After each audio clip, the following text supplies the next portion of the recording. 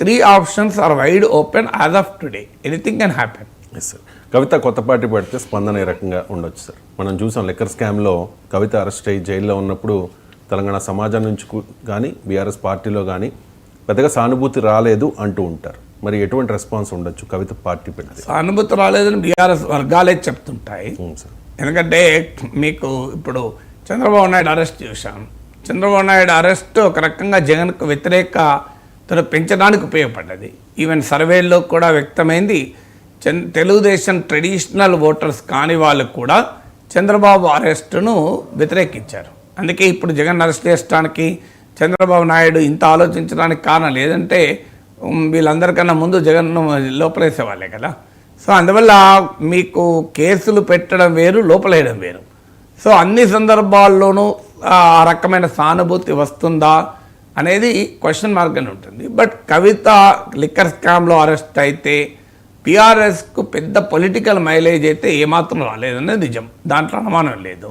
So అయితే దాన్ని బట్టి మనం ఆ పార్టీ పెడితే స్పందన ఎలా ఉంటుంది అనేది ఇప్పటికిప్పుడు మనం అంచనా వేసి ఆమె పార్టీయే పెడుతుందని ప్రకటించలేదు.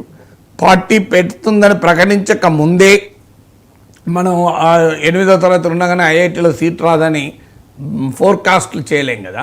అందువల్ల we should give her an opportunity. రాజకీయాల్లో ఎవరు ఎలా ప్రభావాన్ని చూపుతారో మనం ఎవరము ఊహించలేము. ఎందుకంటే వచ్చిన ఆపర్చునిటీస్ ఎలాంటివి, రాజకీయ వాతావరణంలో ఏ మార్పు వస్తుంది, ఆ ఆపర్చునిటీస్ని ఎలా ఉపయోగించుకుంటారో అనేది ఉంటుంది. అసలు జిహెచ్ఎంసీలో 2 సీట్లు గెలవడానికి కష్టపడ్డ కాంగ్రెస్ పార్టీ అధికారంలోకి వచ్చింది. ఉప ఎన్నికల్లో 3000 ఓట్లు హుజూరాబాద్లో సిట్టింగ్ సీట్ హుజూర్ నగర్ ఓడిపోయి, పార్టీ వెటరన్ జానారెడ్డి ఓడిపోయి, అసలు కాంగ్రెస్ ఎక్కడ అన్న పార్టీ రాష్ట్రంలో అధికారంలోకి వచ్చింది. పవన్ కళ్యాణ్ తాను పోటీ చేసిన 2 సీట్లలో ఓడిపోయి నెక్స్ట్ ఎలక్షన్లకు వచ్చారు. 100% స్ట్రైక్ రేట్తో 21 సీట్లు గెలుచుకున్నాడు. సో రాజకీయాల్లో ఏం జరుగుతుంది అనేది ఎవరము ఖచ్చితంగా నిర్ధారించలేము. 151 సీట్లున్న జగన్ 11 సీట్ల పరిమితమవుతారని చంద్రబాబు నాయుడు కూడా ఊహించాడా?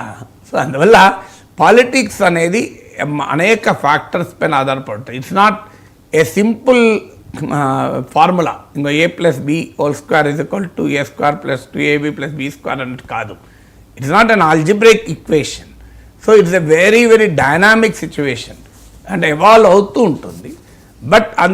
బట్ ఒకటి మాత్రం చెప్పచ్చు, కవితకు ఉండే సవాళ్ళు ఏంటి అనేది మాత్రం చెప్పగలను తప్ప ఆమెకు అవకాశాలు ఎలా ఉంటాయని ఊహించలేదు. సవాళ్ళు ఉన్నప్పుడు ఆమె బీఆర్ఎస్ నుంచి ఇప్పుడు ఆమెకు ఎక్కడి నుంచి రావాలి సపోర్ట్ బేసు?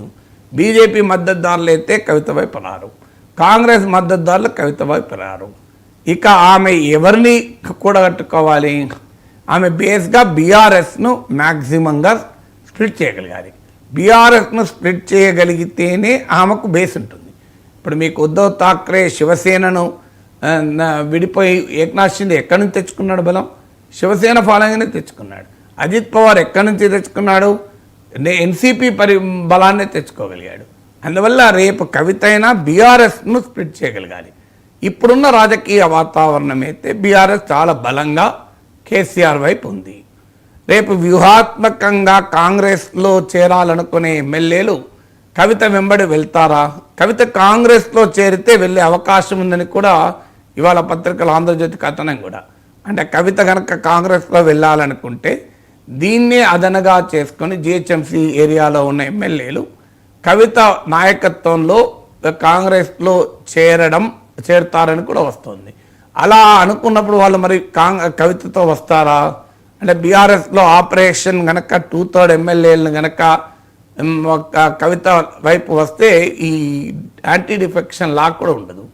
సో అందువల్ల ఇలాంటి ఫ్యాక్టర్స్ ఆమె ఎంత మేరకు బీఆర్ఎస్ స్ట్రెంగ్త్ని తీసుకుంటుందని. యాజ్ ఆఫ్ టుడే బీఆర్ఎస్ మొత్తం కేసీఆర్ వెనకాల, కేటీఆర్ వెనకాల మాత్రమే ర్యాలీ అవుతుంది. ఎందుకంటే రాజకీయాల్లో అనుబంధాలు, భావబంధాలు ఉండవు. రాజకీయాల్లో ఉండేది ఒకటే బంధం, నాకు రేపు ఎన్నికల్లో గెలిపించడానికి ఉపయోగపడతాడా అని. గెలిపించడానికి ఉపయోగపడతారు అనుకున్నప్పుడు చేరుతారు, ఉపయోగపడాలనుకున్నప్పుడు వదిలేస్తారు. ఇందులో ఏ సెంటిమెంట్లు రాజకీయాల్లో ఉండవు. సిద్ధాంతం వెళ్ళినప్పుడు సెంటిమెంట్ ఎక్కడ రాజకీయానికి? రాజకీయం water is colourless, tasteless, odourless అంటారు కదా. రాజకీయం కూడా సెంటిమెంట్ లెస్, ఎమోషన్ లెస్, ఏది ఉండదు, ఐడియాలజీ లెస్. అందులో రాజకీయాలు ఏది ఉండదు. రాజకీయాలు ఉండేది ఒకటే, పవర్. నన్ను రేపు గెలిపించడానికి కవిత ఉపయోగపడుతుందా, కేటీఆర్ ఉపయోగపడతాడా అనేది మాత్రమే క్రైటీరియా.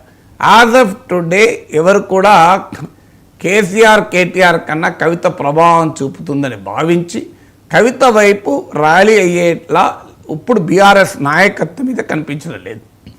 పార్టీలో కొంతమంది చేరితే చేరొచ్చు, అసంతృప్తులు ఉంటారు ఎప్పుడు కూడా. పదవులు రాని వాళ్ళు ప్రతి కాన్స్టిట్యున్సీలో ప్రతి పార్టీకి 3-4 ఆస్పిరెంట్స్ ఉంటారు. అందులో ఎవరో ఒకరు ఇటువైపు చేరితే చేరొచ్చు. కానీ బీఆర్ఎస్లో ఒక వర్టికల్ స్ప్లిట్ మాత్రం కవిత తేగలుగుతుందన్న వాతావరణం ఇవాళ లేదు. రేపు ఎలా ఉంటుందో నేను చెప్పలేను. యాజ్ ఆఫ్ టుడే లేదు. రెండవది, ఒక సంథింగ్ యునీక్ ఐడియా తెలంగాణ సమాజాన్ని క్యాప్చర్ చేయగలిగే కాంగ్రెస్, బీజేపీలు, బీఆర్ఎస్లు చెప్పలేని కొత్త ఐడియాతో ఆమె క్యాప్చర్ చేయగలగాలి. అది రెండవది. సో ఎందుకంటే ఒక ఐడియా లేకుండా నీ వెనకాల ప్రజలు ఎందుకు రావాలి, దేని కొరకు రావాలి? ఇప్పుడు ఎన్టీ రామారావు పార్టీ పెట్టినప్పుడు కాంగ్రెస్ను ఓడించాలని ఒక ఐడియా. మీకు ఒక నిర్దిష్టమైన ఐడియాను సమర్థవంతంగా జనంలోకి వెళ్లకుండా రాజకీయ ప్రయోగాలు సఫలం కావు. సో అందువల్ల ఆమె ఏ ఐడియాతో రాగలుగుతుంది అనేది రెండవ క్వశ్చన్. మూడోది, ప్రజల్లో ఏ మేరకు మద్దతు చూరగొంటుంది అనే దాన్ని బట్టి బీఆర్ఎస్లో ఎంతమంది ఇటువైపు వస్తారన్నది కూడా ఆధారపడి ఉంటుంది. క్రౌడెడ్గా పొలిటికల్ స్పేస్ ఉంది ఈరోజు. కాంగ్రెస్, బీజేపీ, బీఆర్ఎస్లతో పొలిటికల్ స్పేస్ కాస్త క్రౌడెడ్గా ఉంది. తెలంగాణలో చాలా ప్రయత్నాలు జరిగాయి. షర్మిల నాయకత్వంలో వైఎస్ఆర్ తెలంగాణ పార్టీ, ప్రఖ్యాత టీడీపీ నేత, బీసీ నాయకుడు, తెలంగాణ సమాజంలో బాగా గుర్తింపున్న దేవేందర్ గౌడ్ పార్టీ పెట్టాడు, నవ తెలంగాణ పార్టీ. నరేంద్ర పార్టీ పెట్టాడు, విజయశాంతి పార్టీ పెట్టారు, కోదండరామ్ సార్ పార్టీ పెట్టారు. ఇవే ప్రయోగాలు సక్సెస్ కాలేదు తెలంగాణలో. అందువల్ల ఈ క్రౌడెడ్ పొలిటికల్ స్పేస్లో ఆమె ఎంత మేరకు తన ఐడెంటిటీని నిలుపుకోగలుగుతుంది అనేది ఇంకో ముఖ్యమైన ఛాలెంజ్. అందువల్ల ఇప్పుడు బీఆర్ఎస్ పైన పోరాటం వరకు ఇప్పుడు ఓకే. రేపు పార్టీ అంటూ పెట్టినాక జరపాల్సిన పోరాటం కేసీఆర్ పైన కాదు. పార్టీ అంటూ పెట్టినాక జరపాల్సిన పోరాటం కాంగ్రెస్ పైన, బీజేపీ పైన. ఇప్పుడు షర్మిల చేస్తున్న మిస్టేక్ అదే. పార్టీ పెట్టిన ఆంధ్రప్రదేశ్లో కాంగ్రెస్ పార్టీలో చేరింది, ఆమె జగన్ పైన పోరాటం తప్ప ప్రభుత్వం పైన పోరాడతలేదు. అందువల్ల ఆమె పొలిటికల్లీ ఇర్రెలవెంట్ అవుతుంది. రేపు కవిత మరి బీఆర్ఎస్ కన్నా, బీజేపీ కన్నా సమర్థవంతంగా కాంగ్రెస్ని ఎదిరిస్తుందా? లేదు, బీఆర్ఎస్ బీజేపీ పట్ల సాఫ్ట్ ఉంది కనుక తాను బీజేపీ పట్ల చాలా పెద్ద ఎత్తున పోరాడే వైఖరి తీసుకుంటుందా? So what will be our political positions అనేది కూడా ఉంటుంది. ఒక రాజకీయాల్లో ప్రజలు ఒక ఆలోచనకు ఆకర్షించబడతారు. ఒక idea attracts the masses. So ఆమె ఏ పొలిటికల్ పొజిషన్ తీసుకుంటుంది, ఏ ఇష్యూస్ పైన ఆమె నిలబడుతుంది, ఇలాంటి అనేక ఫ్యాక్టర్స్ పైన ఆమె పార్టీ పెడితే ఆ పార్టీ భవిష్యత్తు ఆధారపడి ఉంటుంది. అన్న జగన్తో విభేదించి షర్మిల తెలంగాణలో వైటీపీ పార్టీ పెట్టారు.